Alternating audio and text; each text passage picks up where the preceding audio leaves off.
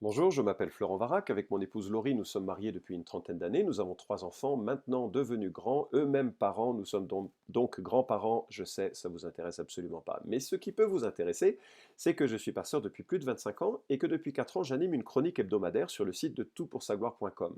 L'idée, c'est de répondre aux questions des internautes. Les réponses sont courtes, à peu près une vingtaine de minutes. Elles proviennent parfois d'un contexte très lié à la théologie et aux églises ou aux préoccupations des églises, mais parfois elles abordent des thèmes qui vraiment sont pertinents pour l'ensemble des gens qui s'intéressent à trouver sens à leur vie, qui s'intéressent aussi à comprendre ce que la spiritualité biblique, la spiritualité chrétienne peut offrir, et notamment dans ce temps de crise qui est propice à la réflexion.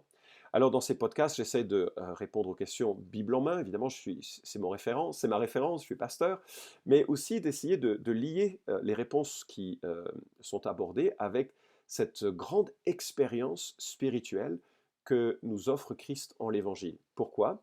Parce que je suis convaincu, et de plus en plus en fait, je suis intimement convaincu que cette relation à Christ nous offre un sens à la vie qui dépasse et transcende les situations de l'existence, qu'elles soient bonnes ou qu'elles soient mauvaises. Et je pense à cette femme dans l'évangile de Jean, au chapitre 4, que Christ rencontre, une femme qui avait raté sa vie conjugale, puisqu'elle avait eu 5 maris, qu'elle vivait avec un sixième homme, et qu'elle vivait un peu dans la honte, un peu exclue des autres.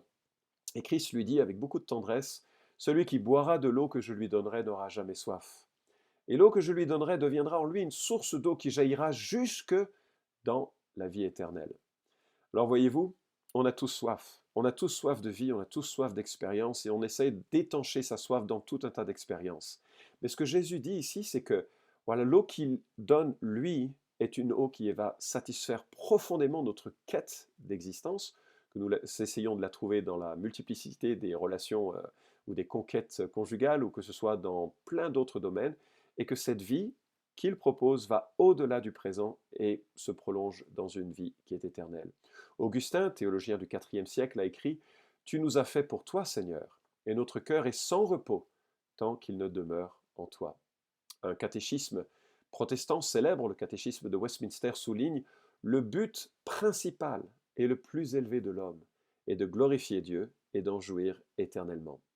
Alors voilà, je vous propose d'écouter une sélection de ces plus de 200 podcasts réalisés au cours des 4 dernières années. Et cette sélection essaye de donner sens, ou de donner en tout cas une fenêtre sur le sens de la vie que la Bible propose, que Jésus-Christ propose, par rapport à la foi, par rapport au salut, par rapport à la souffrance, par rapport à cette éternité qui attend chaque être humain selon ce que la Bible dit.